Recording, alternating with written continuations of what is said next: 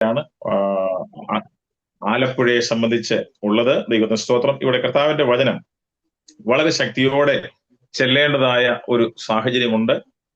ക്ഷേത്രങ്ങളെ കൊണ്ട് അന്യാരാധന ശക്തികളെ കൊണ്ട് നിറഞ്ഞതായ ഒരു പ്രദേശമാണ് ആലപ്പുഴ എന്ന് പറയുന്നത്. സാധാരണക്കാരായ ആളുകളാണ് കൂടുതലായിട്ടുള്ളത്.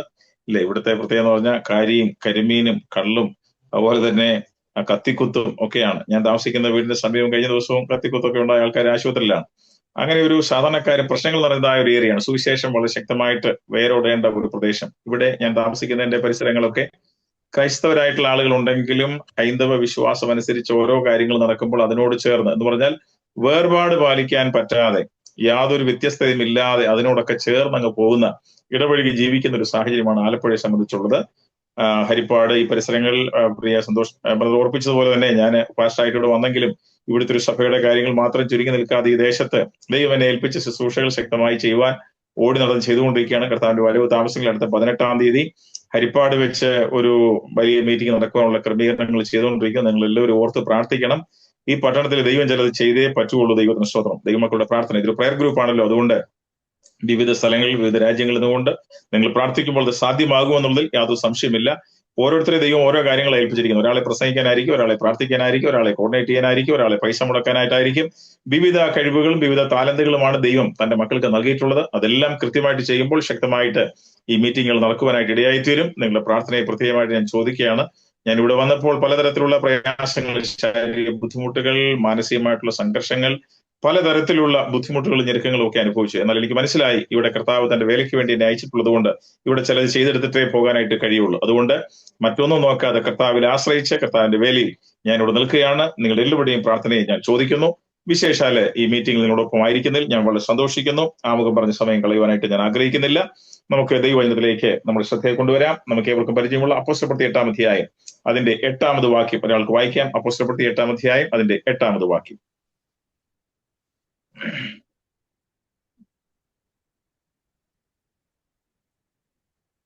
ഒരാൾ വായിക്കാമോ? അങ്ങനെ ആ പട്ടണത്തിൽ വളരെ സന്തോഷമുണ്ടായി.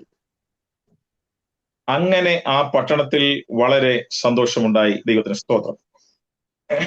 ഞാൻ ഒരു ബൈബിൾ കോളേജിൽ പഠിപ്പിക്കുന്ന ഒരാളൊക്കെ ആയിരുന്നതുകൊണ്ട് എനിക്ക് ചെറിയ കുഴപ്പം എന്നാന്ന് വെച്ചാൽ ഞാൻ പറയുന്നതൊക്കെ നിങ്ങൾ കേൾക്കണം, മനസ്സിലാക്കണമെന്ന് ചെറിയ നിർബന്ധ ബുദ്ധിയും കൂടെ ഉണ്ട്.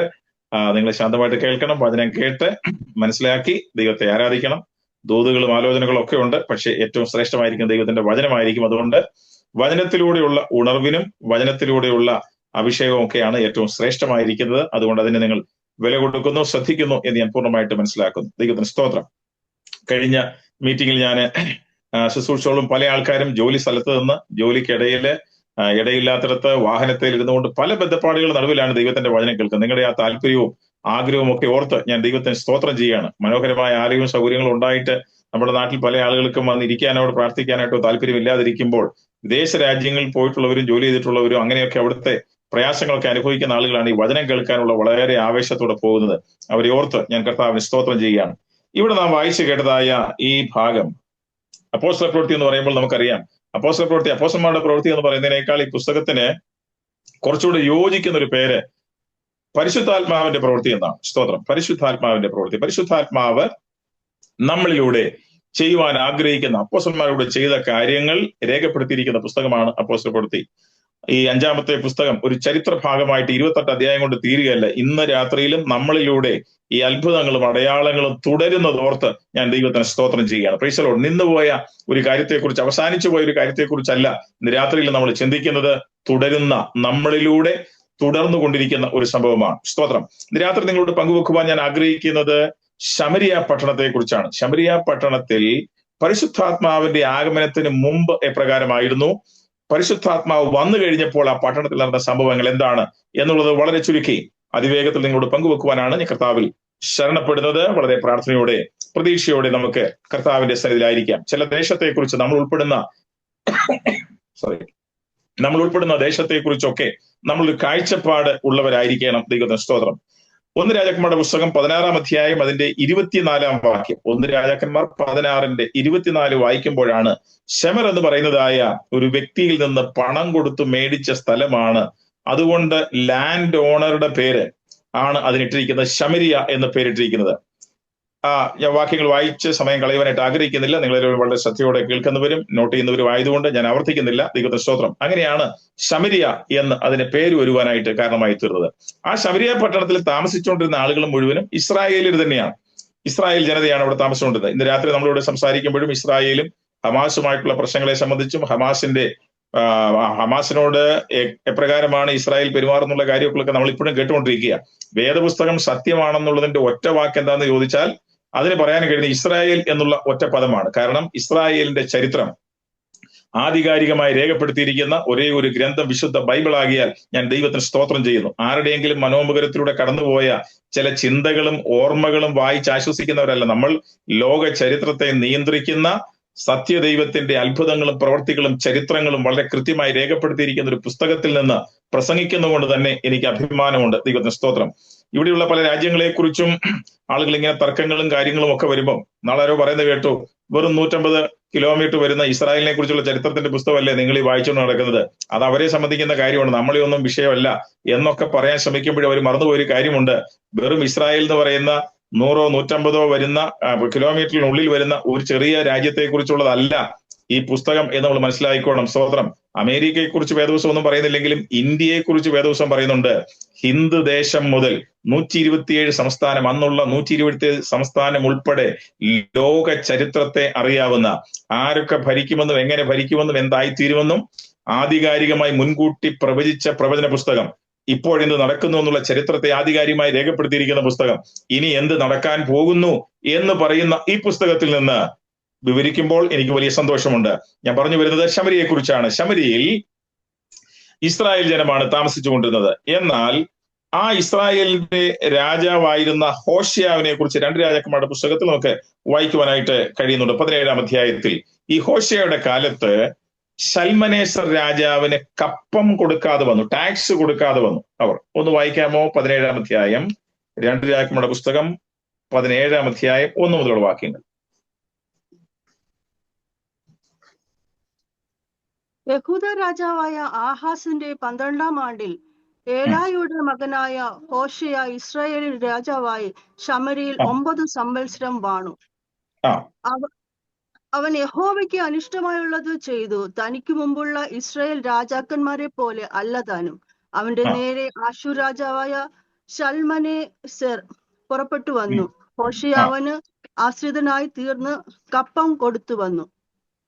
എന്നാൽ ഹോശയ മിസ്രയീം രാജാവായ സോവിന്റെ അടുക്കൽ ദൂതന്മാരെ അയക്കുകയും ആശൂർ രാജാവിന് ആണ്ടുതോറുമുള്ള കപ്പം കൊടുത്തയക്കാതിരിക്കുകയും ചെയ്തത് നിമിത്തം ആശൂർ രാജാവ് അവന് ദ്രോഹം കണ്ടിട്ട് അവനെ പിടിച്ചു ബന്ധിച്ച് കാരാഗൃഹത്തിൽ ആക്കി. മതി. ചുരുക്കി പറഞ്ഞാൽ ഈ ഹോശയാവിന്റെ കാലത്ത് ശൽമനേസർ രാജാവിന് കപ്പം കൊടുക്കാതിരുന്നത് കൊണ്ട് ശൽമനേസർ രാജാവ് അല്ലെങ്കിൽ അശൂർ ഈ ശമരിയെ പിടിച്ചടക്കി ശമരിയിലുള്ള ആളുകളെ മുഴുവനും അടിമകളാക്കി കൊണ്ടുപോയി. അങ്ങനെ ഈ ദേശത്തുനിന്ന് ആളുകളെ കൊണ്ടുപോകുക മാത്രമല്ല, മറ്റ് 5 പട്ടണങ്ങളിൽ നിന്നുള്ള ആളുകളെ അവിടെ കൊണ്ടുവന്ന് താമസിപ്പിച്ചു. ആ കൊണ്ടുവന്ന ആൾക്കാരുടെ വിവരങ്ങളാണ് 24-ാം വാക്യത്തിൽ, 17-ാം അധ്യായത്തിന്റെ 24-ാം വാക്യത്തിൽ നമുക്ക് വായിക്കുവാനായിട്ട് കഴിയുന്നത്. നിങ്ങൾ സാവകാശം വായിച്ചാൽ മതി. അശൂറിലെ രാജാവ് ബാബേലിൽ നിന്ന്, അതായത് 5 സ്ഥലങ്ങളിൽ നിന്നുള്ള ആളുകളെ അവിടെ കൂട്ടിവരുത്തി ഇസ്രായേല്യർക്ക് പകരം അവരെ കൊണ്ടുവന്ന് താമസിപ്പിച്ചു. നമുക്കറിയാം ഇസ്രായേൽ ജനം എന്ന് പറയുന്നത് എപ്പോഴും വേർപാട് പാലിക്കുന്നവരാണ്. സ്തോത്രം. അവരുടെ ജാതികളുടെ കൂട്ടത്തിൽ അവരെ എണ്ണുന്നില്ല. ജാതീയമായതൊന്നിനോടും യാതൊരു അനുകമ്പയും പാടില്ല. വേർപെട്ട് സത്യത്തിലും ആത്മാവിലും ആരാധിക്കുന്ന ദൈവജനം, മറ്റ് ജാതികളോട് ഇടപഴകാതെ ജീവിക്കുന്ന ദൈവജനം. എന്നാൽ ഇവിടുത്തെ പ്രത്യേക സാഹചര്യത്തിൽ ശമരിയിലേക്ക് ജാതികൾ വന്നു. മാത്രമല്ല ഇവിടെയുള്ള പെൺകുട്ടികളെ, സ്ത്രീകളെ പിടിച്ചുകൊണ്ടുപോയി അവർ അശൂർ വിവാഹം കഴിച്ചു. അശൂരിലുള്ള പെൺകുട്ടികളെ ഇവിടെ കൊണ്ടുവന്ന് ഇവിടെയുള്ള ആളുകൾ വിവാഹം കഴിച്ചു. ചുരുക്കം പറഞ്ഞാൽ യഹോവയ്ക്ക് അനിഷ്ടമായത് ചെയ്തു. ദൈവത്തിന് അവരോട് കോപമുണ്ടായി. അങ്ങനെ ദൈവഹിതമല്ലാതെ ശമരിയിലുള്ളവർ താമസിച്ചപ്പോൾ ദൈവത്തിന്റെ കോപമുണ്ടായി. ദൈവം അവരുടെ നടുവിലേക്ക് മൃഗങ്ങളെ അയച്ചു, സിംഹത്തെ അയച്ചു എന്ന് നമുക്ക് അടുത്ത വാക്യങ്ങൾ കാണുവാനായിട്ട് കഴിയുന്നുണ്ട്. അവർ യഹോവയെ ഭജിക്കാതെ ഈ വന്നവര് കൊണ്ടുവന്ന ദൈവത്തെ ആരാധിച്ചു തുടങ്ങിയപ്പോൾ ദൈവകോപം ഉണ്ടായി.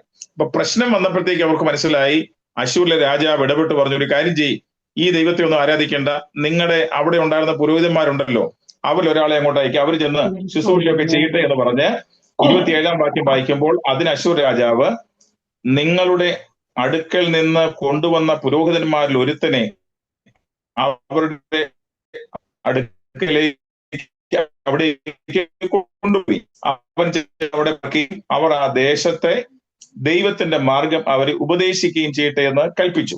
അങ്ങനെ അഹേലിൽ പാർത്തു. യഹോവയെ ഭജിക്കേണ്ട വിധം അവർക്ക് ഉപദേശിച്ചു കൊടുത്തു. എങ്കിലും അതത് ജാതി താന്താന്റെ ദേവന്മാരെ ഉണ്ടാക്കി ഓരോ ജാതി പാർത്തിരുന്ന പട്ടണങ്ങളിൽ ശമരിൽ ഉണ്ടാക്കിയ പൂജാഗിരി ക്ഷേത്രങ്ങളിൽ പ്രതിഷ്ഠിച്ചു. ഞാൻ ചുരുക്കി പറയാം, ഒരു ചരിത്രം പറയുമ്പോൾ ഒരു പക്ഷേ നിങ്ങൾക്ക് എത്രമാത്രം അത് ഉൾക്കൊള്ളാൻ കഴിയുമെന്ന് അറിഞ്ഞുകൂടെ, നിങ്ങൾ വായിച്ച് മനസ്സിലാക്കിയാൽ മതിയാവും. ചുരുക്കം ഇതാണ്, ഈ 5 സ്ഥലങ്ങളിൽ വന്ന ആളുകൾ അവർ കൊണ്ടുവന്ന ദേവന്മാരെ അവിടെ കൊണ്ടുവന്ന് പൂജിച്ചു. അവിടെ നയിച്ച യഥാർത്ഥ പുരോഹിതനെ, ദൈവഭക്തൻ പറഞ്ഞ കാര്യമൊന്നും അവർ കേൾക്കാനായിട്ട് മനസ്സ് കാണിച്ചില്ല. അങ്ങനെ ദൈവകോപം അവരുടെ മേൽ വന്നപ്പോൾ, സ്തോത്രം, ദൈവം അവരെ തള്ളി. അപ്പോസ്തോലിക ശുശ്രൂഷയിൽ നിന്ന് അല്ലെങ്കിൽ ആത്മീക കൂട്ടായ്മയിൽ നിന്ന് അവർ മാറ്റപ്പെട്ടവരായി തീർന്നു. ശമരിയക്കാരെന്ന് പറയുന്നത് വേർപെട്ട ദൈവജനവുമായിട്ട് ഒരു ബന്ധവുമില്ലാതെയായി തീർന്നു. അവരെ ഒരു കാരണവശാലും അംഗീകരിക്കാത്തൊരവസ്ഥയിലേക്ക് കാര്യങ്ങൾ വന്നു. അവർ ഏതൊക്കെ ദേവന്മാരെ ഉണ്ടാക്കിയെന്ന് 30-ാം വാക്യത്തിൽ കൃത്യമായി രേഖപ്പെടുത്തിയിട്ടുണ്ട്. അവർ കൊണ്ടുവന്ന് ഉണ്ടാക്കിയ, അല്ലെങ്കിൽ അവർ കൊണ്ടുവന്ന 5 പട്ടണങ്ങൾ ഉണ്ടാക്കിയ, കൊണ്ടുവന്ന 5 ദേവന്മാരുടെ പേരുകൾ ഒന്ന് വായിക്കാമോ? 30-ാം വാക്യം, 17, 30, 31. ബാബേൽക്കാർ സൂക്കോത്ത് ബെനോത്തിനെ ഉണ്ടാക്കി, കൂതക്കാർ നേർഗാലിനെ ഉണ്ടാക്കി, ഹാമാത്കാർ ആഷീമിനെ ഉണ്ടാക്കി, അവ്വാക്കാർ നിബത്ഹത്തിനെയും തർക്കത്തിനെയും ഉണ്ടാക്കി, സഫർവക്കാർ സഫർവായും ദേവന്മാരായ ആദ്രമേലേക്കിനെയും അനമേലേക്കിനെയും തങ്ങളുടെ മക്കളെ അഗ്നിപ്രവേശനം ചെയ്യിച്ചു. അവർ 5 പട്ടണങ്ങൾ മതി. ഓക്കെ, നിങ്ങൾ സാവകാശം വായിച്ചാൽ മതി. പേരൊന്നും വായിച്ച് നാക്കുളുക്കി പ്രയാസപ്പെടുവൊന്നും വേണ്ട. എന്റെ വിഷയമല്ല, പശ്ചാത്തലം പറയാൻ വേണ്ടി ഓർപ്പിച്ചെന്ന് മാത്രമേ ഉള്ളൂ. ദൈവത്തിന് സ്തോത്രം. അപ്പോൾ ജാതി ആരാധന അവിടെ ശക്തമായി തീർന്നു. 5 ദേവന്മാരെ, 5 പേരെ അവർ നമസ്കരിച്ചു. ഒരു ജീവനുള്ള ദൈവത്തെ ഉപേക്ഷിച്ച് 5 ദേവന്മാരെ അവർ ആരാധിച്ചു വരുന്നു. ഈ സാഹചര്യം, അപ്പം ഞാൻ പറഞ്ഞല്ലോ, അവിടെ ശമരിയിൽ താമസിക്കുന്ന യഹൂദന്മാരാണ്, ഇസ്രായേലരാണ്. ആ ഇസ്രായേലർക്ക് യഹോവ ആരാണെന്നും സത്യദൈവത്തെ എങ്ങനെയാണ് ആരാധിക്കേണ്ടതെന്നും വിഗ്രഹത്തെ ആരാധിക്കരുതെന്നും എല്ലാ നിയമവും അറിയാമെങ്കിലും ജാതികളുമായി ഇടപെട്ട് ഇവരുടെ വിശുദ്ധിയും എല്ലാം നഷ്ടപ്പെട്ടൊരവസ്ഥയിൽ ഇങ്ങനെയായി തീർന്നു. അതുകൊണ്ട് ദൈവം അവരെ മാറ്റി നിർത്തിയിരിക്കുകയാണ്. പിന്നീട് ദൈവജനം അവർ ഒരുമിച്ച് ആത്മീക ശുശ്രൂഷയിൽ മുൻപോട്ട് പോകുമ്പോൾ ശമര്യരെ ഒന്നിനും ഉൾപ്പെടുത്തിയിരുന്നു. അവരെ ഉൾപ്പെടുത്താതെയാണ് കാര്യങ്ങൾ ചെയ്തത്. വ്യക്തമാക്കാം. എസ്രായുടെ പുസ്തകം 4-ാം അധ്യായം 1 മുതലുള്ള വാക്യങ്ങൾ വായിക്കുമ്പോൾ അല്പം കൊണ്ട് നമുക്കത് വ്യക്തമാകും. എസ്രായുടെ പുസ്തകം 4-ാം അധ്യായം അതിന്റെ 1 മുതലുള്ള വാക്യങ്ങൾ ശമര്യരുടെ അവസ്ഥ എന്തായിരുന്നു എന്നുള്ളതാണ്. പ്രവാസികൾ ഇസ്രായേലിന്റെ ദൈവമായ യഹോവയ്ക്ക് മന്ദിരം പണിയുന്നു എന്ന് യഹൂദായുടെയും ബെന്യാമിന്റെയും വൈരികൾ കേട്ടപ്പോൾ അവർ സെരുബാബേലിന്റെയും പിതൃഭവന തലവന്മാരുടെയും അടുക്കൽ വന്ന് അവരോട്, ഞങ്ങൾ നിങ്ങളോട് പണിയട്ടെ, നിങ്ങളുടെ ദൈവത്തെ നിങ്ങളെപ്പോലെ ഞങ്ങളും അന്വേഷിക്കുകയും ഞങ്ങൾ അവന് ഞങ്ങളുടെ ഇവിടെ കൊണ്ടുവന്ന അശ്ശൂർ രാജാവായ ഏസർ ഹദ്ദോന്റെ കാലം മുതൽ യാഗം കഴിക്കുകയും ചെയ്തു പോരുന്നു എന്ന് പറഞ്ഞു.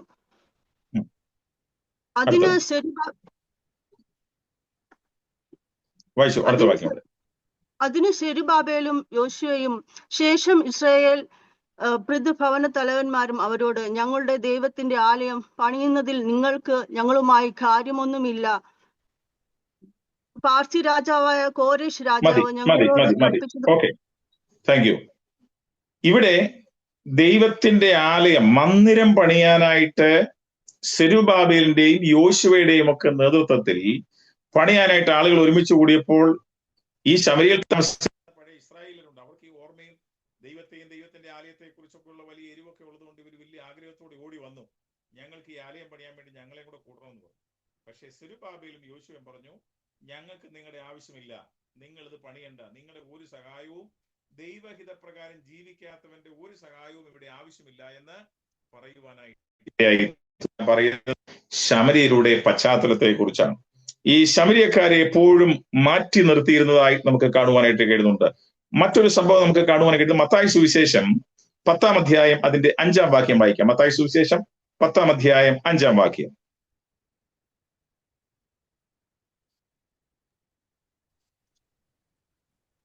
ഈ 12 പേരെയും യേശു അയക്കുമ്പോൾ അവരോട് ആജ്ഞാപിച്ചത് എന്തെന്നാൽ ജാതികളുടെ അടുക്കൽ പോകാതെ അപ്പോസ്തലന്മാരെ യേശു അയക്കുമ്പോൾ അവരോട് പറഞ്ഞ കാര്യങ്ങളാണ്, ശ്രദ്ധിച്ച് കേൾക്കണം. വായിച്ചാട്ടെ.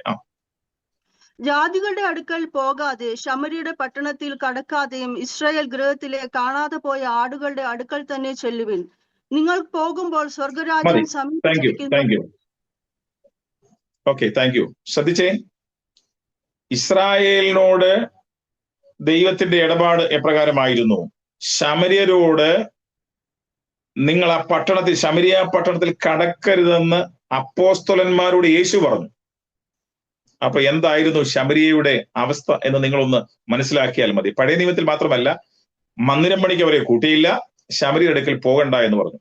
ഇങ്ങനെ മാറ്റി നിർത്തപ്പെട്ട, ശപിക്കപ്പെട്ട, തള്ളപ്പെട്ട, ദൈവകൃപയിൽ നിന്ന് നഷ്ടപ്പെട്ട ഈ ശമരിയ പട്ടണത്തെ തിരിച്ചു പിടിക്കുവാൻ സാധ്യമായത് പരിശുദ്ധാത്മാവിന്റെ സാന്നിധ്യത്തിലാണ്.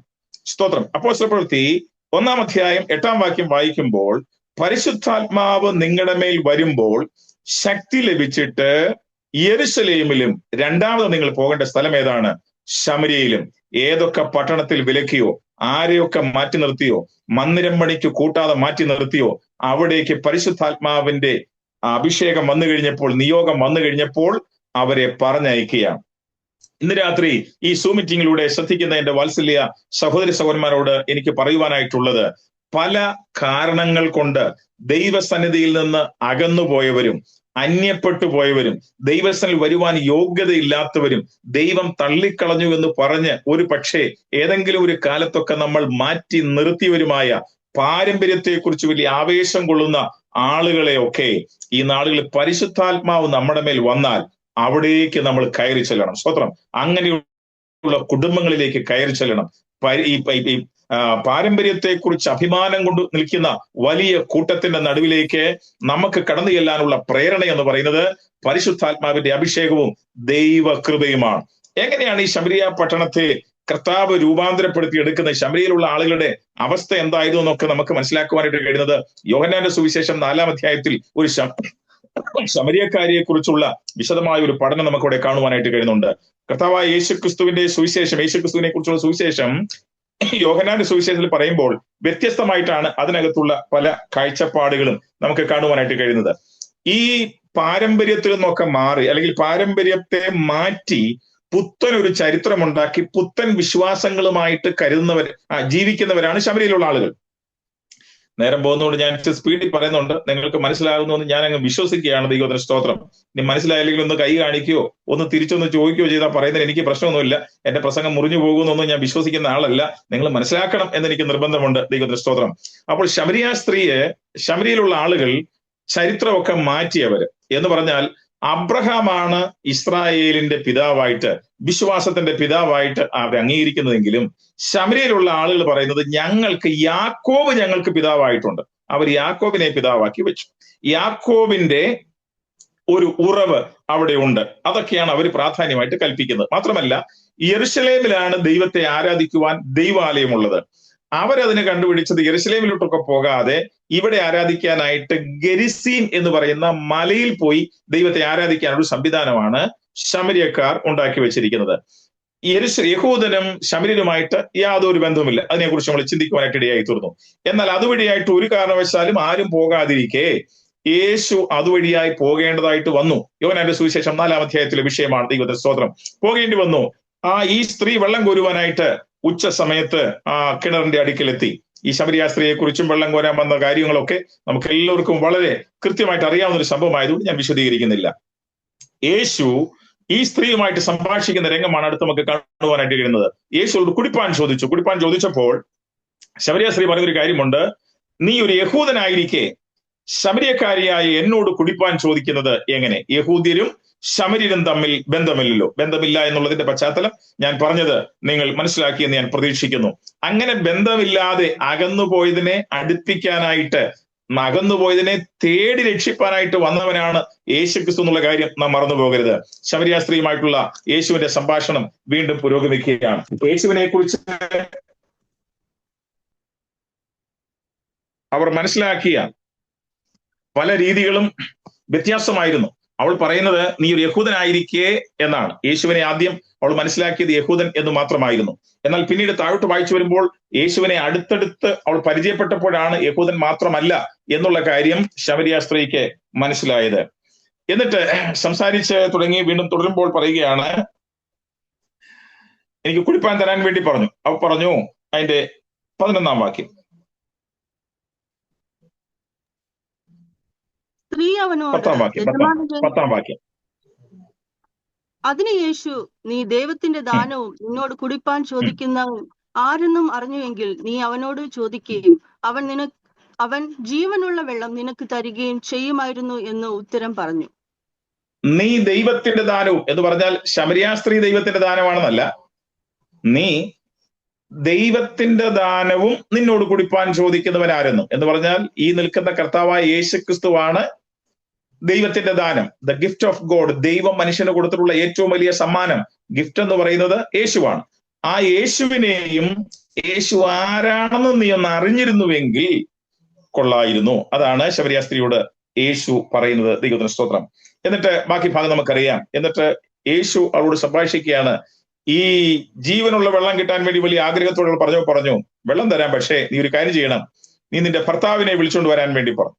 ഭർത്താവിനെ വിളിച്ചുകൊണ്ട് വരാൻ പറഞ്ഞപ്പോൾ അവൾ പറഞ്ഞൊരു കാര്യം എന്ന് പറയുന്നത്, എനിക്ക് ഭർത്താവില്ല എന്ന് പറഞ്ഞു.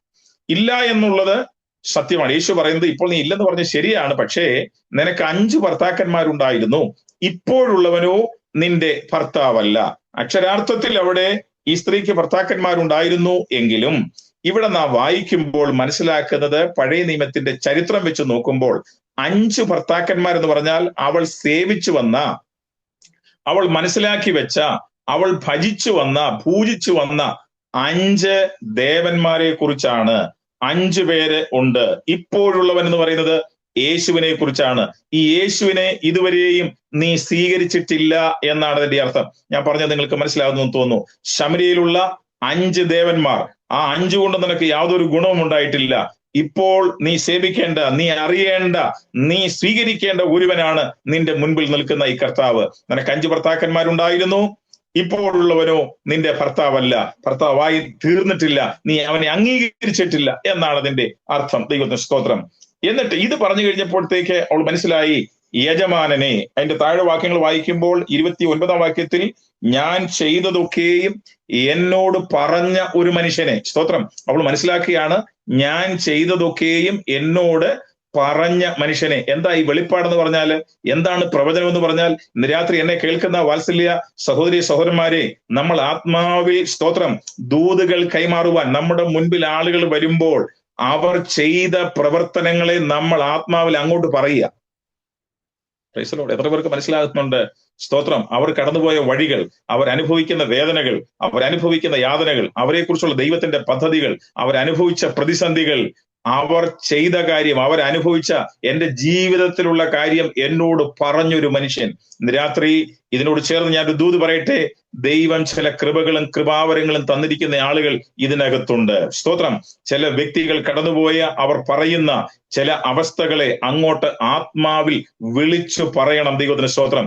ആരെല്ലാം അതിനെ എതിർത്താലും, ആരെല്ലാം കളിയാക്കിയാലും, ദൈവം നിന്റെ മേൽ ഒരു അഭിഷേകം തന്നിട്ടുണ്ടെങ്കിൽ, ദൈവം നിന്റെ മേൽ ഒരു കൃപ തന്നിട്ടുണ്ടെങ്കിൽ, ദൈവം നിന്നെ ഉപയോഗിക്കുവാനായിട്ട് ദൈവത്തിന്റെ താലന്ത് നിന്റെ മേൽ ഉണ്ടെങ്കിൽ, മറ്റ് യാതൊരു കാരണവശാലും അതിനെ തടസ്സപ്പെടുത്തരുത്, മടി വിചാരിക്കരുത്, ആത്മാവിൽ വിളിച്ചു പറയണം. ശമരിയ സ്ത്രീയുടെ ജീവിത പശ്ചാത്തലത്തെ ആത്മാവിൽ യേശു ക്രിസ്തു പറഞ്ഞതുപോലെ നമുക്ക് പറയുവാനായിട്ട് കഴിയണം. അപ്പോൾ അവർക്ക് മനസ്സിലായി അവൻ യജമാനനാണ്. യജമാനൻ എന്നുള്ളത് മനസ്സിലാക്കി വീണ്ടും കാര്യങ്ങൾ പറഞ്ഞു കഴിഞ്ഞപ്പോൾ 19 വാക്യത്തിൽ വരുമ്പോൾ പറയുകയാണ്, നീ ഒരു പ്രവാചകനാണ്. ആദ്യം യേശുവിനെ ഒരു യഹൂദനെന്ന് മനസ്സിലാക്കി, രണ്ടാമത് യേശുവിനെ യജമാനനാണെന്ന് മനസ്സിലാക്കി, മൂന്നാമത് യേശുവിനെ നീ ഒരു പ്രവാചകനാണെന്ന് മനസ്സിലാക്കി, നാലാമത് 25 വാക്യം വായിക്കുമ്പോൾ അവൻ മശികയാണെന്ന് മനസ്സിലാക്കിയ ദൈവത്തിന്റെ സ്തോത്രം. അത് കഴിഞ്ഞ് വീണ്ടും താഴോട്ട് വരുമ്പോൾ മശിക എന്നല്ല, 42 വാക്യം എത്തുമ്പോൾ അവൾ തിരിച്ചറിയുകയാണ്, ഞാൻ സാക്ഷാൽ ലോകരക്ഷിതാവിനെ കണ്ടെത്തിയിരിക്കുന്നു. ലോകരക്ഷിതാവിനെ കണ്ടെത്തിയിരിക്കുന്നു. ലോകരക്ഷിതാവായ യേശുവിനെ അവൾക്ക് തിരിച്ചറിയാനായിട്ട് സാധ്യമായി. ഈ ശമര്യക്കാര് വളരെ നല്ല സ്വഭാവമുള്ള ആളുകളാണ് കേട്ടോ. അവർ പാവങ്ങളായിട്ടുള്ള ആളുകളാണ് എന്ന് നമുക്ക് മനസ്സിലാക്കുവാനായിട്ട് കഴിയുന്നുണ്ട്. സമയത്തിന് പരിമിതി ഉള്ളതുകൊണ്ട് ഞാൻ വേഗത്തിൽ മുൻപോട്ട് പോകട്ടെ. ദൈവത്തിന്റെ സ്തോത്രം. ശമര്യക്കാര് നല്ല നന്ദിയുള്ളവരാണ്. ലൂക്കോസിന്റെ സുവിശേഷം 17 അധ്യായം അതിന്റെ 15, 16 വാക്യങ്ങൾ വായിക്കുമ്പോൾ അതിന്റെ 13 വാക്യം കൂടെ ചേർത്തൊന്ന് വായിക്കാമോ? ലൂക്കോസിന്റെ സുവിശേഷം 17 അധ്യായം 13 മുതലുള്ള വാക്യങ്ങൾ.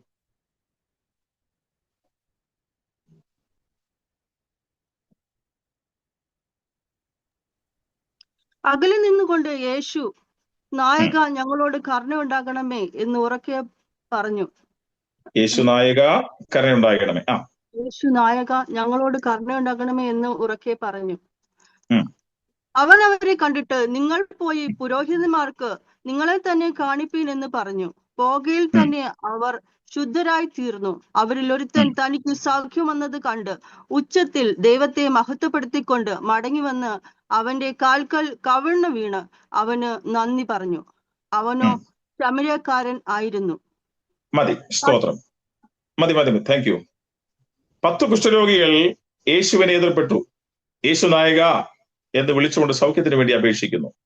യേശു വരെ അടുത്ത് വിളിക്കുകയോ തൊടുകയോ ഒന്നും ചെയ്തില്ല. കുഷ്ഠരോഗിയെ തൊട്ട് സൗഖ്യമാക്കിയ സംഭവങ്ങൾ നമുക്ക് വായിക്കാനായിട്ട് കഴിയുന്നുണ്ട്. ഇവിടെ പറഞ്ഞത്, നിങ്ങളെ തന്നെ പോയി പുരോഹിതന്മാർ, അവരാണ് ചെക്ക് ചെയ്യുന്നത്, സൗഖ്യമായോ ഇല്ലയോ എന്നൊക്കെ ടെസ്റ്റ് ചെയ്യുന്നവരാണ്. അതുകൊണ്ട് അവരെ പോയി കാണിക്കണം. അവിടെ ചെല്ലുമ്പോൾ കുഷ്ഠം മാറിയില്ലെങ്കിൽ പാളയത്തിന് പുറത്ത് താമസിക്കണം. അങ്ങനെയൊക്കെയുള്ള നിരവധി വിഷയങ്ങളുള്ള സാഹചര്യത്തിൽ പുരോഹിതന്മാർക്ക് നിങ്ങളെ തന്നെ കാണിക്കാൻ പറഞ്ഞു. എന്നാൽ ഇവര് തിരികെ പോകുക, സൗഖ്യമായിട്ടല്ല പോകുന്നത്, വഴി പോകയിൽ. അതാ 13 വാക്യം വായിച്ചത്. വഴി പോകയിൽ അവർ ശുദ്ധരായി തീർന്നു എന്ന് പറഞ്ഞാൽ ദൈവത്തിന്റെ വാഗ്ദത്ത വചനം ഏറ്റെടുത്തുകൊണ്ട്, ദൈവത്തിന്റെ ആലോചനയെ ഏറ്റെടുത്തുകൊണ്ട് പോകുന്ന വഴിയിൽ സൗഖ്യമായി തീർന്നു. സ്തോത്രം. നാം മനസ്സിലാക്കേണ്ട ഒരു കാര്യം, ദൈവത്തിന്റെ ആലോചന ഇന്ന് രാത്രി സൂം മീറ്റിംഗ് നിങ്ങൾ കേൾക്കുമ്പോഴും ഇത് കഴിഞ്ഞ് എഴുന്നേറ്റ് നിങ്ങളുടെ പ്രവർത്തനങ്ങളിലേക്ക് പോകുമ്പോൾ, പ്രവർത്തന സ്ഥലത്തേക്ക് പോകുമ്പോൾ, അല്ല ഭവനത്തിലേക്ക് പോകുമ്പോൾ, കിടക്കയിലേക്ക് പോകുമ്പോൾ, മറ്റൊരു വേളയിൽ, സ്തോത്രം, ഈ ആലോചന കേൾക്കുന്ന വചനം നിങ്ങളുടെ ഉള്ളിൽ ക്രിയ ചെയ്തുകൊണ്ടിരുന്നാൽ അടുത്ത നിമിഷങ്ങളിൽ അത് സൗഖ്യമായി വ്യാപരിക്കും. സ്തോത്രം. അത് വിടുതലായി വ്യാപരിക്കും. ആലോചന ഏറ്റെടുത്ത് അത് ഹൃദയത്തിൽ സംഗ്രഹിച്ച് അതിന്റെ മേൽ ജാഗരിക്കുമ്പോൾ നാം അറിയാതെ അതിന്റെ പ്രവർത്തനം നടക്കുവാനായിട്ട് തീരും. അവരെ വിശ്വസിച്ചുകൊണ്ട് മടങ്ങി പോകയിൽ ശുദ്ധരായി തീർന്നു. ദൈവത്തിന്റെ സ്തോത്രം. ശുദ്ധരായി കഴിഞ്ഞ് പോയ വഴിക്ക് പോവുകയല്ല, അവർ മടങ്ങി വന്നു. എല്ലാവരും വന്നില്ല, ഒരു വ്യക്തിയാണ് മടങ്ങി വന്നത്. സൗഖ്യം പ്രാപിച്ചവൻ തിരിച്ചു വന്നപ്പോൾ നല്ല ശക്തിയോടെ ദൈവത്തെ സ്തുതിച്ചു. അവൻ അത്യുച്ചത്തിൽ ദൈവത്തെ മഹത്വപ്പെടുത്തി. എന്തുകൊണ്ടാണ് പലപ്പോഴും ശാന്തമായിട്ട് പോരെ, പതുക്കെ പോരെ എന്നൊക്കെ പറഞ്ഞാൽ ഈ ദൈവമക്കൾ ശബ്ദം ഉണ്ടാക്കുന്നതിന്റെ കാര്യം എന്താണെന്ന് ചോദിച്ചാൽ, നമ്മൾ പ്രതീക്ഷിക്കാത്ത വലിയ വിടുതല് ദൈവം നമുക്ക് തന്നപ്പോൾ ആ ദൈവത്തോട് നന്ദി പറയാതിരിക്കാൻ നമുക്ക് കഴിയില്ല എന്നുള്ളത് കൊണ്ടാണ് പരിസരം പോലും നോക്കാതെ നമ്മൾ കരമുയർത്തി കർത്താവിനെ സ്തുതിക്കുന്നു, ശബ്ദമുയർത്തി കർത്താവിനെ സ്തോത്രം ചെയ്യുകയും ചെയ്യുന്നത്. 10 പേരാണ് സുഖം പ്രാപിച്ചതെങ്കിൽ ഒരാളാണ് മടങ്ങി വന്നത്. ആ മടങ്ങി വന്നവൻ അവന്റെ കാൽക്കൽ വീണ് കവിണ്ണു വീണ് അവനെ നമസ്കരിക്കുവാനായിട്ട് ഇടയായി തീർന്നു. നമ്മൾ പറഞ്ഞു വരുന്നത്, ശമര്യക്കാരൻ നന്ദിയുള്ളവനാണ്. അനുഗ്രഹം കിട്ടിയാൽ സ്തോത്രം, അവൻ ജാതീയനാണെന്നൊക്കെ പറഞ്ഞ് നമ്മളവരെ മാറ്റി നിർത്താൻ ശ്രമിക്കുമ്പോൾ ദൈവപ്രവൃത്തി കണ്ടു കഴിഞ്ഞിട്ട് ഇട്ടിട്ട് പോകാതെ സൗഖ്യം നൽകിയ വിടുവിച്ച ദൈവത്തിന്റെ അടുക്കിലേക്ക് മടങ്ങി വരുന്ന ശമര്യക്കാരൻ. ഇതിലൊക്കെ നമ്മൾ പഠിക്കേണ്ട കാര്യമുണ്ട്. പലപ്പോഴും പല നന്മയും ദൈവത്തിൽ നിന്ന് പ്രാപിച്ചിട്ട് നമ്മൾ നമ്മുടെ വഴിക്ക് പോകുക, ഒന്ന് നന്ദി പറയാനോ ആരാധിക്കാനോ സ്തുതിക്കാനോ പ്രാർത്ഥിക്കാനോ ഒന്നും പലപ്പോഴും തയ്യാറില്ലാതെ ആളുകൾ പോകുമ്പോൾ മടങ്ങി വന്ന വ്യക്തി ഓർത്ത് ഞാൻ ദൈവത്തിന് സ്തോത്രം ചെയ്തു. ആ മടങ്ങി വന്ന ശമര്യക്കാരിൽ ഒരുവനെ പോലെയാണോ നിങ്ങൾ, അതോ പോയ വഴിക്ക് പോയ 9 പേരെ പോലെയാണോ എന്ന് നാം ചിന്തിക്കണം. 9 പേര് പോയാൽ പോട്ടെ, ഒരാൾ വന്നല്ലോ എന്നല്ല യേശു പറഞ്ഞത്. ബാക്കി 9 പേര് എവിടെയാണ് എന്ന് അന്വേഷിക്കുന്ന ഒരു ചോദ്യം കൂടെ അവരോട് ചോദിച്ചു. യേശു അന്വേഷിക്കുന്നുണ്ട്. ഈ വിടുതൽ കിട്ടിയിട്ട് പോയ ആൾക്കാരില്ലേ, അവരെവിടെയാ, എവിടെ പോയി? ഒരു കാലത്ത് നന്മ പ്രാപിച്ചിട്ട് അനുഗ്രഹം പ്രാപിച്ചിട്ട് എടുത്തു പറയാൻ കഴിയാത്തതുപോലെയുള്ള നന്മകളൊക്കെ കിട്ടിയിട്ട് ഇന്നവരെ കാണുന്നില്ലല്ലോ, അവരെവിടെയാന്ന് കർത്താവ് അന്വേഷിക്കുന്നുണ്ട്. അവരെ ഒന്ന് ചൂണ്ടിക്കാണിക്കാനും കൂടെ നമുക്ക് കഴിയണം. അതിനോട് ചേർന്ന് ഞാൻ പറഞ്ഞു എന്ന് മാത്രമേ ഉള്ളൂ. ദൈവത്തിന് സ്തോത്രം. ശമര്യക്കാർ നന്ദിയുള്ളവരാണ്. ശമര്യക്കാർ മനസ്സലിവുള്ളവരാണ്. 10-ാം അധ്യായം, ലൂക്കോസിന്റെ സുവിശേഷം 10-ാം അധ്യായം 33 മുതലുള്ള വാക്യങ്ങൾ വായിക്കുമ്പോൾ അവിടെ നമുക്ക് കാണുവാൻ കഴിയുന്ന വേദഭാഗത്തിൽ നല്ല ശമര്യക്കാരനെ കുറിച്ച്, വാസ്തവത്തിൽ നല്ല ശമരിയക്കാരൻ ആരാണെന്ന് യേശു അവിടെ പഠിപ്പിക്കുകയാണ്. ദൈവത്തിന് സ്തോത്രം. അവിടെ സമയത്തിന് പരിമിതി ഉള്ളതുകൊണ്ട് വായിക്കേണ്ട, നിങ്ങൾക്ക് ആ ഭാഗം അറിയാം. ഞാൻ വേഗം പറഞ്ഞു പോകാം. ലൂക്കോസിന്റെ സുവിശേഷം 10-ാം അധ്യായം 33 മുതൽ 37 വരെയുള്ള വാക്യങ്ങളിലെ കാര്യങ്ങളാണ്. ഒരു ന്യായശാസ്ത്രി എഴുന്നേറ്റ് യേശുവിനോട് ചോദിക്കുന്ന ഒരു ചോദ്യമുണ്ട്. ഗുരു, നിത്യജീവൻ അവകാശമാക്കുവാനായിട്ട് ഞങ്ങൾ എന്ത് ചെയ്യണം? ഈ നിത്യജീവനെ പ്രാപിക്കുവാനായിട്ട് ചെയ്യേണ്ട കാര്യം എന്താന്ന് ചോദിച്ചു. പറഞ്ഞു, നിന്റെ ന്യായപ്രമാണ പുസ്തകത്തിൽ എന്താ എഴുതിയേക്കുന്നത്? കാരണം ന്യായപ്രമാണം കൊണ്ട് നടക്കുന്നവരാണല്ലോ അവര്. അവരോട് പറഞ്ഞപ്പോഴേ പറഞ്ഞു, നിന്റെ ദൈവമായ കർത്താവിനെ പൂർണ്ണ ഹൃദയത്തോടും പൂർണ്ണ മനസ്സോടും പൂർണ്ണ ആത്മാവോടും കൂടെ സ്നേഹിക്കണമെന്നും നിന്റെ കൂട്ടുകാരനെ നിന്നെ പോലെ തന്നെ സ്നേഹിക്കണമെന്ന് എഴുതിയിരിക്കുന്നു. ഓക്കെ, അത്രയും ചെയ്താൽ മതി, നിനക്ക് നിത്യജീവൻ കിട്ടുമെന്ന് പറഞ്ഞു. പക്ഷേ പിന്നെ ഒരു സംശയം, ദൈവമായ കർത്താവിനെ സ്നേഹിക്കണം എന്ന് പറഞ്ഞൊക്കെ മനസ്സിലായി, കൂട്ടുകാരൻ ആരാന്ന് മനസ്സിലായില്ല. കൂട്ടുകാരൻ ആരാണെന്ന് ചോദിക്കുമ്പോൾ അതിന് യേശു പറയുന്ന മറുപടിയാണ് അവിടെ നമുക്ക് കാണുവാനായിട്ട് കഴിയുന്നത്. ആദ്യം ഒരു മനുഷ്യൻ യെരൂശലേമിൽ നിന്ന് യെരിഹോവിലേക്ക് പോകുമ്പോൾ അവൻ കള്ളന്മാരാൽ ആക്രമിക്കപ്പെട്ടു. മാഫിയ സംഘമാണ് ആദ്യം അവരുടെ അടുക്കൽ വന്നത്. എന്താ ബാക്കിയുള്ളവരും ഇവരുമായിട്ടുള്ള വ്യത്യാസം? മാഫിയ കള്ളന്മാരുടെ പ്രത്യേകത എന്താണെന്ന് ചോദിച്ചാൽ, അവർക്ക് നമ്മളെ വേണ്ട, നമ്മുടെ കയ്യിലുള്ളതെല്ലാം വേണം. നമ്മുടെ കയ്യിലുള്ള പണം വേണം, നമ്മുടെ ആരോഗ്യം വേണം, നമ്മുടെ സൗന്ദര്യം വേണം, നമുക്കുള്ളതെല്ലാം വേണം, നമ്മളെ വേണ്ട. ഇന്നും അനേക ആളുകളെ നമുക്ക് കാണുവാനായിട്ട് കഴിയുന്നുണ്ട്. സ്നേഹം നടിച്ചുകൊണ്ട്, സ്തോത്രം, സന്തോഷം നടിച്ചുകൊണ്ട്, ഉത്സാഹം നടിച്ചുകൊണ്ട്, ആത്മാർത്ഥത കാണിച്ചുകൊണ്ടൊക്കെ നമ്മളെ ചുറ്റിപ്പറ്റി സ്നേഹിക്കാൻ കൂടി വരുമ്പോൾ, എന്റെ വാത്സല്യ ദൈവമക്കളെ, നമ്മൾ അറിയണം എന്താണ് ഇവർ നമ്മിൽ നിന്ന് പ്രതീക്ഷിക്കുന്നത്. ചുമ്മാതെ ആരും ആർക്ക് സമ്മാനം കൊടുക്കത്തില്ല, ആരും ഒരു ഗിഫ്റ്റും വെറുതെ കൊടുക്കുന്നില്ല. ഏതൊരു കാര്യം നമ്മൾക്ക് വന്നു പറഞ്ഞ് ഒരു ലോഹ്യവും സ്നേഹവും കാണിക്കുന്നുണ്ടെങ്കിൽ അവർ നമ്മിൽ നിന്ന് പ്രതീക്ഷിക്കുന്നുണ്ട്. എന്താണ് അവർ പ്രതീക്ഷിക്കുന്നതെന്ന് അറിഞ്ഞില്ലെങ്കിൽ നമുക്ക് വലിയ നഷ്ടമുണ്ടാകും. അതുകൊണ്ട് ദൈവമക്കൾ എപ്പോഴും സൂക്ഷിച്ചു കൊള്ളണം. ദൈവത്തിന് സ്തോത്രം. ഞാൻ നേരത്തെ പറഞ്ഞൊരു സംഭവം എന്റെ സഹോദരങ്ങളെ കേട്ടിട്ടുണ്ടാവും. ഈ ബാംഗ്ലൂരിലേക്ക് പോകുന്ന ബസ്സിനകത്ത് ടിക്കറ്റ് എടുത്ത് കയറിയതായ ഒരു ചെറുപ്പക്കാരൻ വളരെ സന്തോഷത്തോടെ അദ്ദേഹം യാത്ര ചെയ്യുമ്പോൾ അദ്ദേഹത്തിന്റെ സീറ്റിന് സമീപം റിസർവേഷനിലൂടെ വന്ന ഒരു സ്ത്രീയെ, ഒരു വളരെ ചെറുപ്പക്കാരിയായിട്ടുള്ള, കാണാൻ സൗന്ദര്യമുള്ള ചെറുപ്പക്കാരി വന്നു. അവർ രണ്ടുപേരും ഒരുമിച്ച് ഒരു നൈറ്റ് മുഴുവനും യാത്ര ചെയ്യുകയാണ്, ട്രാവൽസ് യാത്ര ചെയ്യുകയാണ്. തമ്മിൽ കണ്ടു, പരിചയപ്പെട്ടു, വലിയ സന്തോഷമായി. ഭക്ഷണം കഴിക്കാൻ, ചായ കുടിക്കാനൊക്കെ ഇറങ്ങിയപ്പോൾ ഒരുമിച്ച് പരസ്പരം കാര്യങ്ങളൊക്കെ പറഞ്ഞു. വലിയ സന്തോഷമായി. അദ്ദേഹം ചെറുപ്പക്കാരനും വലിയ സന്തോഷമായി. അങ്ങോട്ടും ഇങ്ങോട്ടും കാര്യങ്ങളൊക്കെ പറഞ്ഞു. ഭക്ഷണം വാങ്ങി അങ്ങോട്ടും ഇങ്ങോട്ടും കൊടുത്തു. ഭക്ഷണ സാധനങ്ങൾ അങ്ങോട്ടും ഇങ്ങോട്ടും കൈമാറുന്നു, വർത്താനം പറയുന്നു, എല്ലാം വളരെ ലോഹ്യവും സ്നേഹവും. കുറച്ച് കഴിഞ്ഞപ്പോൾ ഈ പ്രിയപ്പെട്ടവൻ, ഈ സഹോദരൻ മയങ്ങിപ്പോയി, ഉറങ്ങി. നല്ല ഉറക്കം. ബാംഗ്ലൂർ വണ്ടി എത്താറാകുമ്പോഴാണ് താൻ കണ്ണു തെളിക്കുന്നത്. കണ്ണു തെളിച്ച് നോക്കിയപ്പോൾ തന്റെ കൂടെയുള്ള സ്ത്രീ തന്നെ കൂടെയില്ല.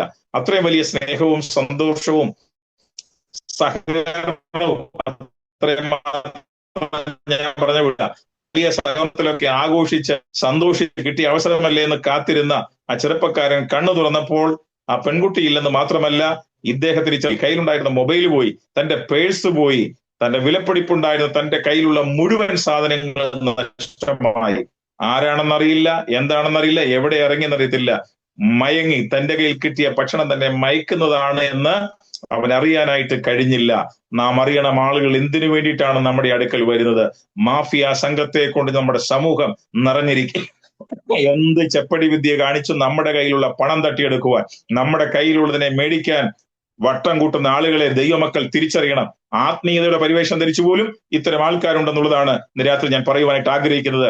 നമ്മൾ ആളുകളെ തിരിച്ചറിയണം. സത്യസന്ധതയോടെ നിൽക്കുന്നവരെ സഹായിക്കണം. കള്ളത്തരം നമ്മൾ തിരിച്ചറിയണം.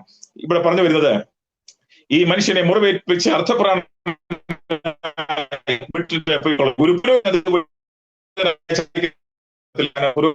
പ്രമാണമുണ്ട്. കൂറിന്റെ പ്രകാരമാണ് എന്ന് പറഞ്ഞാൽ ഒരു പള്ളിയേ ഉള്ളൂ. ആ പള്ളിയിലെ ശുശ്രൂഷയ്ക്ക് എല്ലാ ആഴ്ചയിലും അവസരങ്ങളില്ല. ക്രമീകരിക്കപ്പെട്ടിരിക്കുന്ന സമയം മാത്രം 5-6 ഭാഗങ്ങൾ നമുക്ക് മനസ്സിലാകും. അപ്പോൾ ആ പോകുന്ന വഴിക്ക് മുറിവേറ്റവരെ എടുത്ത് സഹായിച്ച് കൊണ്ടുപോകുന്ന വഴിക്ക് ആള് മരിച്ചുപോയാൽ, ശുശ്രൂഷ ചെയ്യുന്ന സമയത്ത് മരിച്ചുപോയാൽ, ശവത്തെ തൊട്ട് അശുദ്ധനായി എന്നുള്ള കാരണം കൊണ്ട് തനിക്ക് ഇത് അംഗീകരിക്കാൻ, അല്ലെങ്കിൽ എന്റെ ശബ്ദം നിങ്ങൾക്ക് കേൾക്കാമല്ലോ അല്ലെ?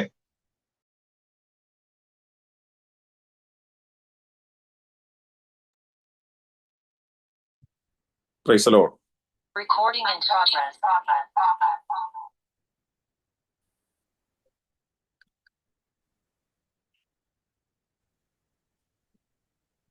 Praise the Lord. കേൾക്കാമോ? ഓക്കെ. ഡിവൈസ് മാറിയതാണ്. അപ്പോൾ പുരോഹിതനെ സഹായിക്കാനായിട്ട് കഴിയത്തില്ല. കാരണം പുരോഹിതന്റെ പ്രമാണം ദൈവത്തോടുള്ള ആഴമായ സ്നേഹവും ബന്ധവും ഈ മനുഷ്യനെ സഹായിക്കാനായിട്ട് കഴിയുന്ന മനുഷ്യ സ്നേഹം ഇല്ല. അതുകൊണ്ടാണ് ഇവിടെ പറയുന്നത്,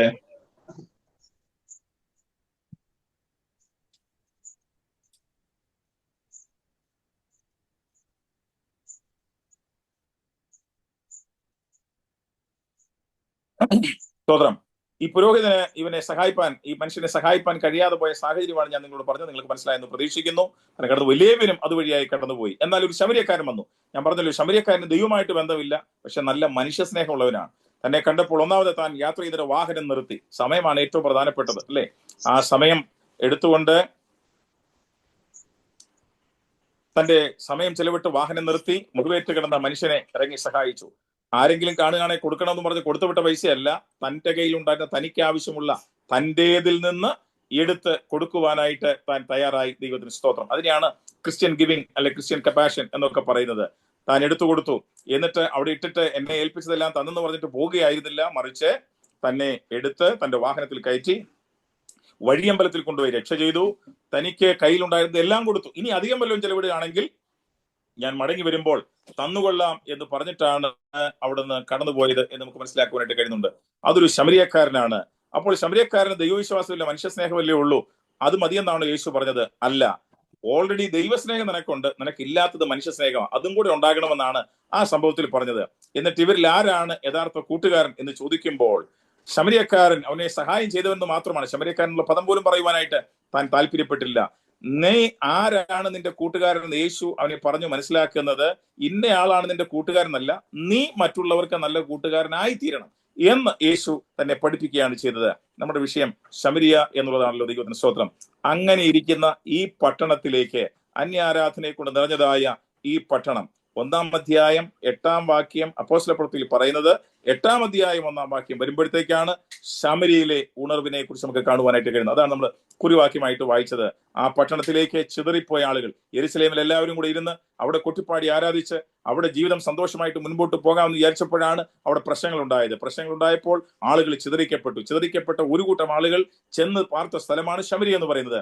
അവിടെ സുവിശേഷകനായ ഫിലിപ്പോസ് അവിടെ ഉണ്ടായിരുന്നു. ആ ഫിലിപ്പോസിനെ ദൈവം ശക്തമായി അവിടെ എഴുന്നേൽപ്പിച്ചു. അതാണ് നാം വായിച്ചതായ അപ്പോസ്തലപ്രവൃത്തി 8-ാം അധ്യായത്തിലെ വാക്യം എന്ന് പറയുന്നത്. ആ ഫിലിപ്പോസിനെ കൊണ്ട് ദൈവം ആ ശമരിയിൽ ചെയ്യിച്ച ശുശ്രൂഷകളാണ് അവിടെ നമുക്ക് കാണുവാനായിട്ട് കഴിയുന്നത്. 8-ാം അധ്യായത്തിന്റെ 5-ാം വാക്യം മുതലൊന്ന് വായിക്കാം. 5-ാം വാക്യം അപ്പോസ്തലപ്രവൃത്തി 8-ന്റെ 5 മുതൽ. ഫിലിപ്പോസ് ശമര്യ പട്ടണത്തിൽ ചെന്ന് അവരോട് ക്രിസ്തുവിനെ പ്രസംഗിച്ചു. ഫിലിപ്പോസ് ചെയ്ത അടയാളങ്ങളെ പുരുഷാരങ്ങൾ കേൾക്കുകയും കാണുകയും ചെയ്യുകയാൽ അവൻ പറയുന്നത് ഏക മനസ്സോടെ ശ്രദ്ധിച്ചുകൊണ്ടിരുന്നു. അശുദ്ധാത്മാക്കൾ ബാധിച്ച പലരിൽ നിന്നും അവ ഉറക്കെ നിലവിളിച്ചുകൊണ്ട് പുറപ്പെട്ടു. അനേകം പക്ഷപാതക്കാരും മുടന്തരും സൗഖ്യം പ്രാപിച്ചു. അങ്ങനെ ആ പട്ടണത്തിൽ വളരെ സന്തോഷമുണ്ടായി. സ്തോത്രം. ശമരിയ പട്ടണത്തിൽ ചെന്ന് ക്രിസ്തുവിനെ പ്രസംഗിച്ചു. മറ്റൊന്നും നമുക്ക് പ്രസംഗിക്കാനായിട്ടില്ല. നമുക്ക് പ്രസംഗിക്കാനുള്ളത് ക്രിസ്തുവിനെ കുറിച്ചാണ്. ക്രിസ്തുവിനെ പ്രസംഗിച്ചപ്പോൾ തന്നെ അവിടെ അടയാളങ്ങൾ നടന്നു. ഇന്ന് രാത്രി എന്തിനാണ് ഞാനിത് പറഞ്ഞതെന്ന് ചോദിച്ചാൽ, പ്രിയ ദൈവമക്കളെ, നമ്മൾ വിഷയങ്ങൾ ഏറ്റെടുത്ത് പ്രാർത്ഥിക്കാനും പ്രവർത്തിക്കാനും തയ്യാറാകുമ്പോൾ നമ്മുടെ ശുശ്രൂഷയിലൂടെ അടയാളങ്ങൾ നടക്കുവാനായിട്ടിടയായിത്തീരും, അത്ഭുതങ്ങൾ നടക്കുവാനായിട്ടിടയായിത്തീരും. സൗഖ്യം വരുന്നുവെന്ന് നമ്മൾ പറഞ്ഞുകൊണ്ടിരിക്കുകയല്ല. പ്രാർത്ഥിക്കുന്ന വ്യക്തികൾക്ക് സൗഖ്യം ഉണ്ടാകണം, വിടുതൽ പ്രാപിക്കണം. സുവിശേഷത്തിന് സ്വാതന്ത്ര്യമില്ലാതെ പാരമ്പര്യത്തിൽ അഭിമാനം കൊണ്ട് ഇതാണ് ഏറ്റവും വലുതെന്ന് പറഞ്ഞുകൊണ്ട് നമുക്ക് പ്രവേശനം നിഷേധിക്കപ്പെട്ട സ്ഥലത്തേക്ക് നമുക്ക് കയറുവാനുള്ള അവസരം ഇത്തരത്തിലുള്ള അടയാളങ്ങൾ, അത്ഭുതങ്ങൾ നടക്കുമ്പോഴുണ്ടാകും. നമ്മൾ പ്രാർത്ഥിച്ച് രോഗി സൗഖ്യമാകുമ്പോൾ അവർ നമ്മളെ വിളിക്കും. നമുക്ക് പ്രാർത്ഥിക്കാനുള്ള അവസരം, നമുക്കൊരു എൻട്രൻസ് അവിടെ കിട്ടും. സ്തോത്രം. ശമരിയെ പോലെ ശാപം കൊണ്ട് നിറഞ്ഞ പാരമ്പര്യത്തിന്റെ ബന്ധനത്തിൽ അകപ്പെട്ട് കിടക്കുന്ന സ്ഥലങ്ങളിലേക്ക് കടന്നു ചെല്ലുവാനുള്ള മുഖാന്തരമായി നമ്മുടെ പ്രാർത്ഥന ഈ പ്രയർ ഗ്രൂപ്പിൽ പ്രവർത്തിക്കുന്നവർക്കും ഇടയാകുമെന്നാണ് ഇന്ന് രാത്രി പരിശുദ്ധാത്മാവിൽ എനിക്ക് ഓർപ്പിക്കുവാനായിട്ടുള്ളത്. അവിടെ അത്ഭുതങ്ങളാലും അടയാളങ്ങളാലും പലരിൽ നിന്ന് അശുദ്ധാത്മാവ് വിട്ടുപോകുവാനായിട്ടായി തീർന്നു. അനേകം മുടന്തർ വന്ന് സൗഖ്യം പ്രാപിച്ചു. അങ്ങനെ ആ പട്ടണത്തിൽ വലിയ സന്തോഷമുണ്ടായി. ഇന്ന് രാത്രി എന്നെ കേൾക്കുന്ന വാത്സല്യ ദൈവമക്കളോട് ഞാൻ പറയട്ടെ, നമ്മൾ നിമിത്തം ചില പട്ടണങ്ങൾ അനുഗ്രഹിക്കപ്പെടണം. നമ്മൾ നിമിത്തം ചില വ്യക്തികൾ വിടുവിക്കപ്പെടുവാനായിട്ട് ഇടയായി തീരണം. ദൈവത്തിന് സ്തോത്രം. മരണത്തിന് വേണ്ടി കാതോർത്തിരിക്കുന്ന, ഇനി രക്ഷപ്പെടാൻ സാധ്യതയില്ലെന്ന് പറയുന്ന, പാരമ്പര്യത്തിൽ കുടുങ്ങിക്കിടക്കുന്ന ചിലതിന്റെ പരിശുദ്ധാത്മാവ് നിറവിനോടെ കടന്നു പോകുവാനായിട്ട് നമുക്ക് കഴിയണം. ദൈവത്തിന് സ്തോത്രം. ലിസ് UAE എന്ന് കാണുന്ന സഹോദരി അല്ലെ, സ്തോത്രം. പ്രിയ സഹോദരി, ദൈവത്തിന്റെ പരിശുദ്ധാത്മാവ് പറയുന്നത് ദൈവം ചില വിദൂര സ്ഥലങ്ങളിലേക്ക് അയക്കും. ദൈവത്തിന് സ്തോത്രം.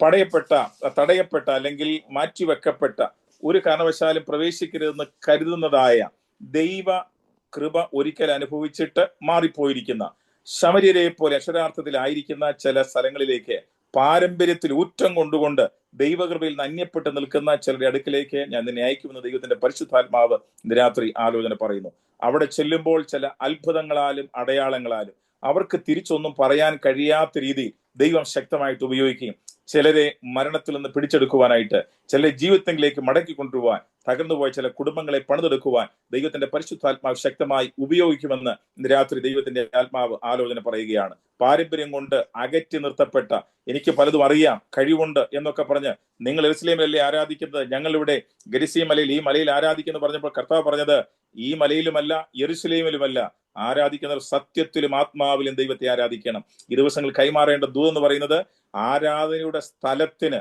മലയിലാണോ യെരൂശലേമിലാണോ ആരാധിക്കേണ്ട സ്ഥലത്തിന് പ്രാധാന്യം കൊടുത്തുകൊണ്ട് പാരമ്പര്യം നിൽക്കുമ്പോൾ സ്ഥലത്തിനല്ല പ്രാധാന്യം, ആരെ ആരാധിക്കുന്നു, എങ്ങനെ ആരാധിക്കുന്നു, പിതാവിനെ സത്യത്തിലും ആത്മാവിലും ആരാധിക്കണം. അതാണ് യഥാർത്ഥ ആരാധന, അല്ലാതെ ഇന്ന സ്ഥലത്ത് പോയി ആരാധിക്കുന്നതല്ല എന്നുള്ള ദൂതുകൾ കൈമാറുവാൻ ദൈവത്തിന്റെ പരിശുദ്ധാത്മാവ് ശക്തമായിട്ട് ആലോചന അറിയിക്കുന്നു. പ്രതിസന്ധികളുടെ നടുവിൽ എന്തുകൊണ്ട് എന്റെ പ്രയാസങ്ങൾ ആരും കേൾക്കുന്നില്ല എന്ന് തോന്നുന്ന സാഹചര്യത്തിലും ദൈവത്തിന്റെ പ്രത്യേകമായ ഉദ്ദേശത്താൽ, പ്രത്യേകമായ ലക്ഷ്യത്തോടെ ദൈവം ആക്കി വെച്ചിരിക്കുന്നതാണ് ചില സ്ഥലങ്ങളിൽ നിന്ന് ദൈവത്തിന്റെ പരിശുദ്ധാത്മാവ്. ചിലടത്തൊന്നും ചെല്ലേണ്ടതല്ല, ആയിരിക്കേണ്ടതല്ല, ദൈവത്താൽ ആക്കപ്പെട്ടിരിക്കുന്നു. എന്തിനു വേണ്ടി? ഒരു ജോലിക്ക് വേണ്ടിയോ മറ്റൊരു മേഖലയിലോ എന്ന് നമ്മൾ കരുതുമ്പോൾ അതല്ല, മറിച്ച് ദൈവത്തിന് അവിടെ ചിലത് ചെയ്യുവാനായിട്ടുണ്ട്. അങ്ങനെ ഉദ്ദേശത്താൽ ആക്കപ്പെട്ടിരിക്കുന്നു.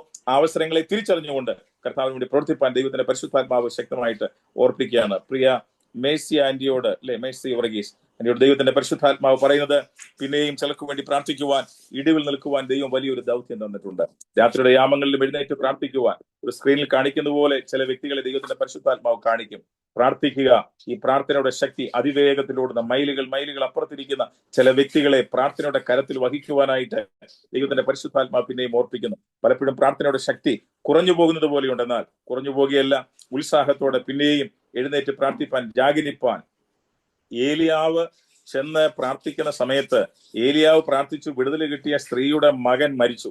ഉടനെ ആ സ്ത്രീ വന്ന് പറഞ്ഞൊരു കാര്യമുണ്ട്, ഏലിയാവേ, നീ എന്റെ പാപത്തെക്കുറിച്ച് ഓർപ്പിക്കാനും എന്റെ കുഞ്ഞിനെ കൊല്ലാനായിട്ടാണോ ഇവിടെ വന്നെന്ന് ചോദിച്ചപ്പോൾ ഭയപ്പെട്ട് ഓടിപ്പോകാതെ ഏലിയാവ് ആ കുഞ്ഞിനെ എടുത്തുകൊണ്ട് പ്രാർത്ഥനാ മുറിയിലേക്ക് കയറി. ഏലിയാവിനോടൊന്ന് ചോദിക്കാം, ഏലിയാവ് എന്ത് വിചാരിച്ചുകൊണ്ടാണ് നീ കയറിപ്പോകുന്നത്, ഈ കുഞ്ഞിന്റെ ശവശരീരം കൊണ്ട് കയറിപ്പോന്ന് ചോദിച്ചാൽ ഏലിയാവിന് ഭയമില്ല. ഈ വിഷയത്തെ, തകർന്നു പോയിരിക്കുന്ന, നഷ്ടപ്പെട്ടു പോയിരിക്കുന്ന, ജീവൻ നഷ്ടപ്പെട്ട ഈ വിഷയത്തെ ഞാൻ ഏറ്റെടുത്ത് പ്രാർത്ഥനാ മുറിയിലേക്ക് പോവുകയാണ്. മടങ്ങി വരുമ്പോൾ ഈ വിഷയത്തിന് പരിഹാരം കണ്ടുകൊണ്ടേ ഞാൻ ഇറങ്ങി വരത്തുള്ളൂ. കൊലപാതക കുറ്റം ആരോപിച്ച് നിൽക്കുന്ന താഴെ മാതാവിന്റെ മുൻപിലേക്ക് ഈ വിഷയത്തിന് ഒരു പരിഹാരം കണ്ടിട്ട് എന്റെ പ്രാർത്ഥനാ മുറിയിൽ ഞാൻ ഇറങ്ങത്തുള്ളൂ. കത്തിക്കയറുന്ന പ്രാർത്ഥനയുമായി ഏലിയാവ് പ്രാർത്ഥിച്ചതുപോലെ ദിവസങ്ങളിൽ നഷ്ടപ്പെട്ടു പോയ ചില വിഷയത്തെ ഏറ്റെടുത്ത് പ്രാർത്ഥിച്ച് അതിന് മറുപടിയുമായി മടങ്ങി വന്ന് അവഹേളിക്കുന്നവരുടെ മുൻപിൽ, നന്മ പ്രാപിച്ചിട്ടും തിരിച്ചു കുറ്റം പറയുന്നവരുടെ നടുവിൽ, നമ്മളെ എതിർത്ത് പറയുന്നവരുടെ നടുവിൽ ഈ പ്രാർത്ഥന മറുപടി കൊണ്ടുവന്ന് കൊടുക്കുവാൻ ഈ ദിവസങ്ങൾ ദൈവം ശക്തമായിട്ട് ഉപയോഗിക്കുമാകിയാൽ ഈ ദിവസങ്ങൾ ഒരുക്കത്തോടെ പ്രാർത്ഥനയോടെ പോരാടുവാൻ ദൈവത്തിന്റെ നാമത്തെ ഞാൻ ഓർപ്പിക്കുന്നു. ശമരിയ പോലെ പാരമ്പര്യം കൊണ്ട് അകന്നുപോയ, ദൈവത്തെ നന്യപ്പെട്ടുപോയ, ദൈവത്താൽ തള്ളപ്പെട്ട സ്ഥലങ്ങളിലേക്ക് പരിശുദ്ധാത്മാവിന്റെ പ്രവർത്തനം വന്നപ്പോൾ അപ്പോസ്തലന്മാർ പോയതുപോലെ ചിലരിലേക്ക് ചെന്ന് ചിലരെ നേടിയെടുക്കുവാൻ ഈ ഗ്രൂപ്പിൽ ആയിരിക്കുന്ന ഓരോ പ്രിയപ്പെട്ടവർക്കും ഇടയാകട്ടെ എന്ന് പ്രാർത്ഥിച്ച് പറഞ്ഞുകൊണ്ട് ഇതുവരെ എന്നെ ശ്രദ്ധിച്ച, എനിക്ക് അവസരം നൽകിയ എല്ലാ പ്രിയപ്പെട്ടവർക്കും നന്ദി അറിയിച്ചുകൊണ്ട് ഞാൻ എന്റെ വാക്കുകൾക്ക് വിരാമം കുറിക്കുന്നു. ഈ വചനങ്ങളാൽ ദൈവം നമ്മെ ശക്തമായി അനുഗ്രഹിക്കട്ടെ, സഹായിക്കട്ടെ. കർത്താവിന്റെ വരവ് താമസമെങ്കിൽ പിന്നെ നമുക്ക് ഒരുമിച്ച് കാണുവാനുള്ള അവസരം ഉണ്ടാകട്ടെ. ഞങ്ങളെ ഓർത്ത് പ്രാർത്ഥിക്കുക, ഞാനും ഓർത്ത് പ്രാർത്ഥിക്കാം എന്ന് പറഞ്ഞുകൊണ്ട് എന്റെ വാക്കുകൾ നിർത്തുന്നു. ദൈവം നമ്മെ അനുഗ്രഹിക്കുമാറാകട്ടെ. അമ്മേൻ. Thank you pastor. ദൈവം അനുഗ്രഹിക്കട്ടെ. അനുഗ്രഹിക്കപ്പെട്ട ദൈവിക സന്ദേശം കേൾക്കുവാൻ നമുക്കിടയായി. ആ നല്ല ശമരിയക്കാരനെ പോലെ കർത്താവിന്റെ ആ ദൈവസ്നേഹം നമ്മളിലേക്ക് പകരുവാൻ, ആ ശമര്യനെ പോലെ ആരും